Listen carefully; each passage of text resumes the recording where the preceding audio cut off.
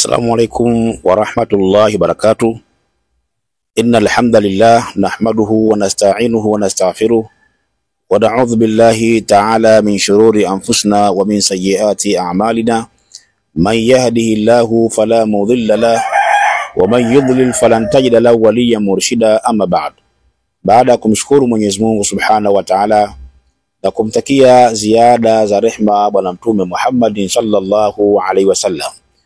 Ndugu zangu, leo tumekuleteeni taarifa moja muhimu, darasa zuri sana, kwamba alama tano hizi au ndoto tano hizi mwenye kuziona hizi basi wallahi ladhim atapata faraja kubwa sana. Ndio maana tukasema ndoto hizi tano ni za kweli, na usije ukamhadithia mtu kama utakuwa umeziona alama hizi tano katika usingizi. Kwa ni vyema ukasikiliza kuanzia mwanzo mpaka mwisho ili uweze kupata faida na ukazijua alama hizi tano ni alama gani au ni ndoto gani ambazo huenda ukawa unaziota ujui maana yake, au unaziota ujui ufanyeje katika baada kuziota. Na sio lazima ziwe zote, hata kama itakuwa ni moja tu peke yake basi inatosha kabisa kwa ni alama ambayo ya kujulisha kuna kheri ndani yake inakuja na ndoto ya kweli au jambo la kweli, lakini usije ukamhadithia mtu. Na kabla hatujaanza kuzielezea ni zipi na ni ipi, ni vyema kwa muda huu kwanza, ndugu yangu katika imani, ni wape taarifa moja muhimu sana. Taarifa yenyewe ni kile kitabu cha dua, kitabu kinaitwa Silaha 50 za Muislamu katika dunia, ambacho nimekiandaa mwenyewe kwa mkono wangu kwa maombi ya watu wengi sana. Walikuwa naomba tukiandike tukitoe kitabu cha dua zile ambazo tunazifundisha katika darasa mbalimbali. Tumezikusanya baadhi yake, tumeziweka katika kitabu kimoja kinaitwa Silaha 50 za Muislamu katika dunia. Kitabu hiki kinapatikana kwa mtindo wa PDF, kwa maana wale ambao wanatumia mtandao wa WhatsApp ndio wanaweza wakapata kitabu hiki. Unatumia WhatsApp, kwa hiyo kuna njia mbili, unaweza ukasoma humo WhatsApp ama ukakitoa ukakiandaa kitabu kama kitabu na ukasoma kwa njia hiyo. Na gharama yake ilikuwa ni shilingi 10,000, lakini kuna offer siku 3 kwa maombi ya watu wengi.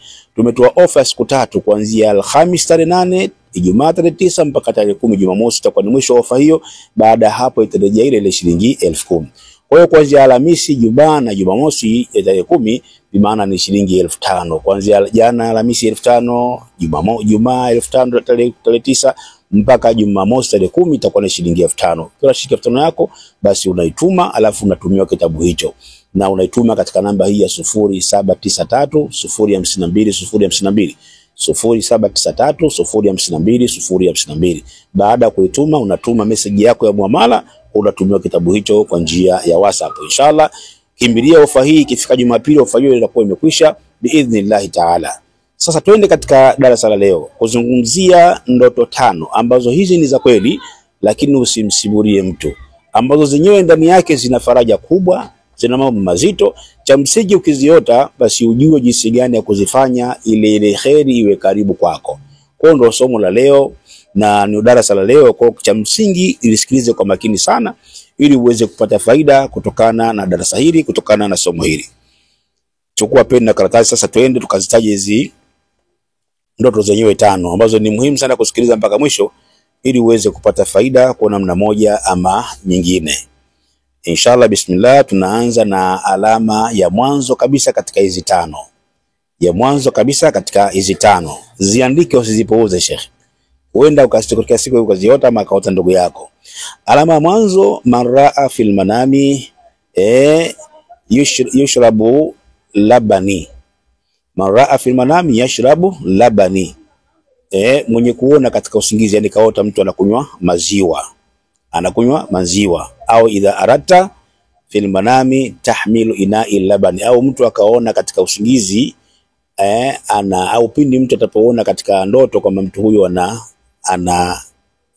amebeba maziwa. Hizi ni ishara. Ndoto hii ni ishara. Ishara yake nini? Kwa mwenye kuota anakunywa maziwa au amebeba chombo cha maziwa, hii ni faraja kwamba mtu huyu atafungukiwa na mambo yake. Mwenyezi Mungu Subhanahu wa Ta'ala atafungua milango yote iliyofunga, na kama ana maradhi mtu huyu ya muda mrefu, basi maradhi hayo kwa idhini ya Allah yataondoka. Na kama kuna mtoto katika familia yake au jamaa katika familia yake ambaye alikuwa anasumbuliwa na maradhi, basi maradhi hayo yataondoka biidhnillah Ta'ala. Ni ndoto yenye faraja kubwa sana. Na kama mkewe alikuwa mjamzito, basi ni ishara kwamba mke wake atajifungua kwa salama kabisa, na inshallah. Hii ndio tafsiri ya mtu ambaye anaota anakunywa maziwa au amebeba chombo cha maziwa. Tafsiri yake inshallah inakwenda katika hali na mtindo kama huo. Lakini inasema kwamba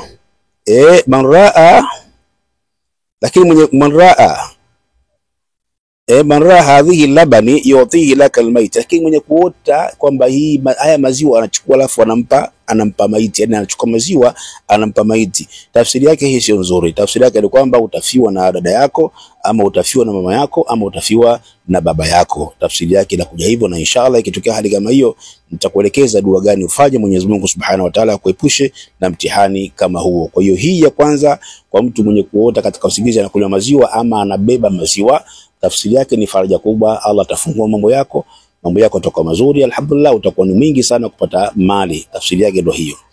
Ya pili, man raa fil manami yashrabal maa, mwenye kuona katika usingizi, yani amelala akaota anakunywa maji usingizini, basi tafsiri yake mtu huyo Mwenyezi Mungu atampa faraja na atamfungulia riziki iliyokuwa njema sana sana.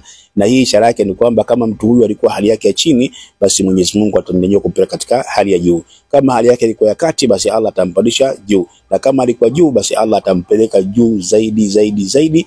Mwenye kuota anakunywa maji katika usingizi inshallah. Hii ni ya pili katika zile 5 ambazo leo tunakwenda kuziangalia. Ya tatu, man raa fil manami ra'aita al-baqara saminu au simani fil manami, mwenye kuota ng'ombe wanene usingizini. Umelala ukawaota ng'ombe wanene usingizini, tafsiri yake ni kwamba mtu huyu Mwenyezi Mungu Subhanahu wa Ta'ala atamkithirishia, atamjazia mali, alafu miaka yake hiyo au mwaka wake huo utakuwa ni mwaka wa kheri sana, itakuwa ni mwaka ambao kufungukiwa sana, itakuwa ni mwaka wa neema sana kwa mtu ambaye amelala kisha akamuota ng'ombe mnene mkubwa kabisa, akamuota katika usingizi wake. Tafsiri yake ni hiyo. Kwa hiyo ukiota hizi sema alhamdulillah, na usimsimulie mtu, mtafute mtu mwema, mtafute mtu wa kheri ambaye unaweza kumsimulia, alafu akakupa tafsiri yake na kwa maana yake nini, ili ukaweza kuifanya yale ambayo atakwambia. Na kama kuna tahadhari, basi aweze kukwambia jitahadhari na kadha na kadha na kadha kwa ndoto ambayo kwamba wewe utaota. Kwa hiyo mwenye kuota kaona ng'ombe wanende katika usingizi, tafsiri yake ni hiyo. Lakini kinyume chake sasa, kama utakuwa umelala ukaota ng'ombe wamekonda, ng'ombe waliokonda katika usingizi, tambua ndugu yangu, mwaka wote kwako na mtihani sana. Utakuwa ni mwaka wa huzuni sana kwako, utakuwa ni mwaka wa mabalaa sana kwako, utakuwa ni mwaka ambao jihadhari sana, yani uwe makini sana, yani tahadhari kama uwe makini. Kama una pesa yako, basi uitumie kwa uangalifu kweli, kwa sababu utapita katika kipindi ambacho ni kigumu sana. Hiyo ndo maana yake. Hiyo lazima tunapoelezana majambo kama haya mtu awe makini kuyaangalia na kuyafanyia kazi inshallah. Hiyo ndio ndoto ngapi? Ya 4.